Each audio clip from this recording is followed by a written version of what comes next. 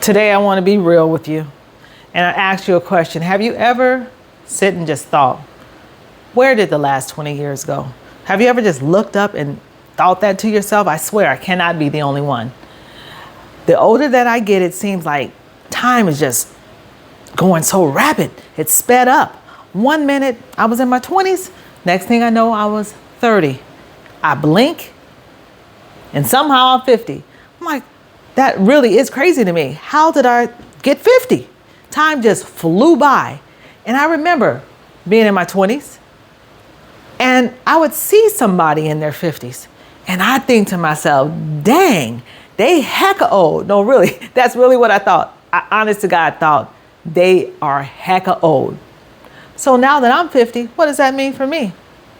I notice that the older that I get, the more I push that age of being old up. So now 50 used to be old. Now 70 is old. Okay. Because when I was younger, I used to think I had forever.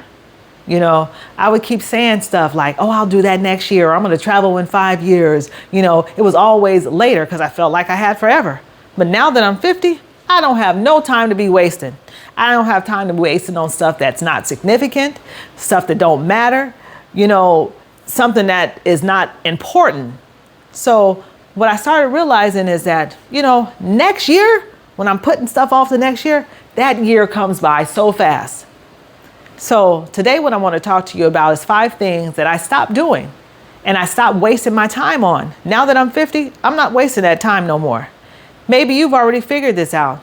Let me know some of the things that you've stopped doing now that you are, you know, up in age. So me, I'm still figuring it out. I'm still working on things, but I want to go ahead and get right into it. Okay. So number 1, I stopped waiting for the perfect time.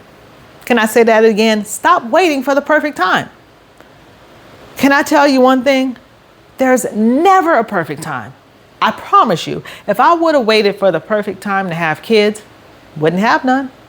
If I would have waited for the perfect time to buy a house, I wouldn't have one.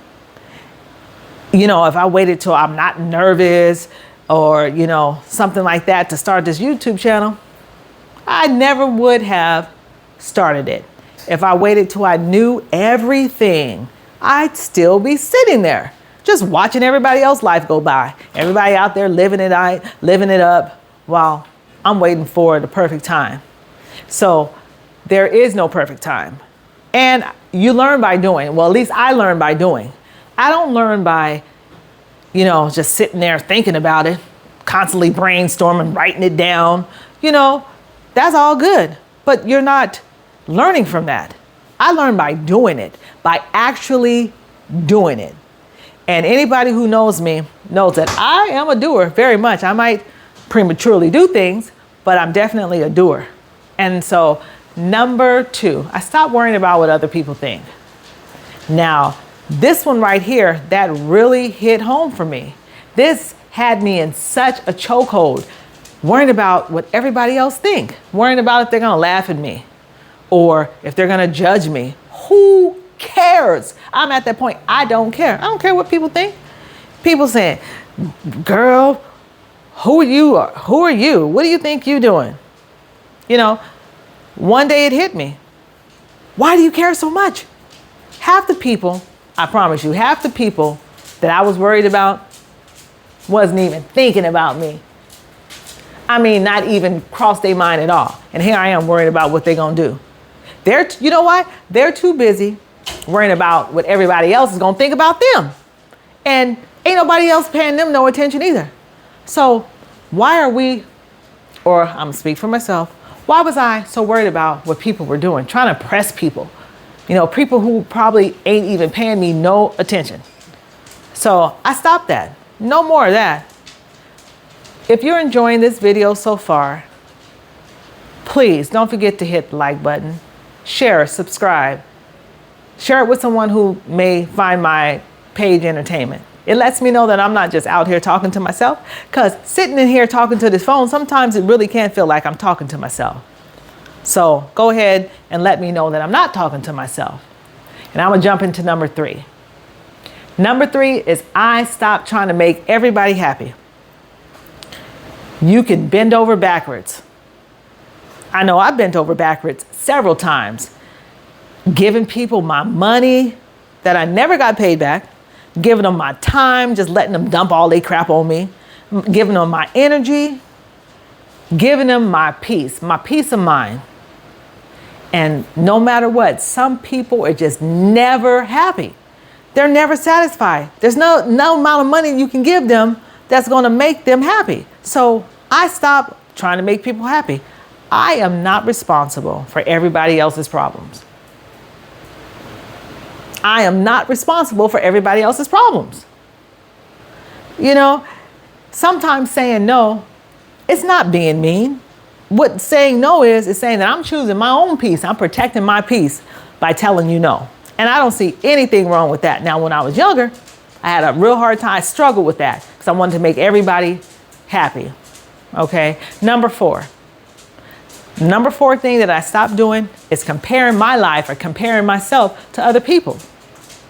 You know, you see people out there on social media and it looks like, dang, everybody out here winning. They got a new house, a new car, a new job, you know, all of this new stuff. They got a new business. Everybody is posting their highlights out there for you to see. So now you're consuming this and it looks like, dang, they out there leaving it up. Meanwhile, I'm sitting here eating cereal for dinner. Like, what happened to my life? Like, my life don't look like that. You know, on the reels. I'm telling you, my life do not look like that. And it's crazy, like, to get caught up in what other people are doing. Because what we don't see the amount of debt that they're in. Now, don't get me wrong. Some people are, you know, well off and they don't have a massive amount of debt. But I believe that the majority of the people on there stunting has a massive amount of debt. We don't see them when they cry at night. We don't see their failures. We don't see the stress that they go through. You know, just because they're putting a highlight on their reel doesn't mean that's the real life. So I'm going to just run my own race. It's hard enough for me to run my own race than be worried about what somebody else is doing. Number 5, and this is the last one. I stopped putting my dreams on hold. This one, very, very personal to me because for so many years, I was like, I'll do that later.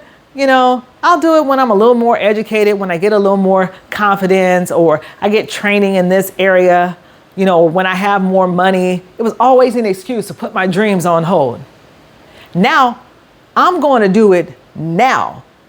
I'm not waiting for the confidence to come. I'm not waiting till I have it all figured out.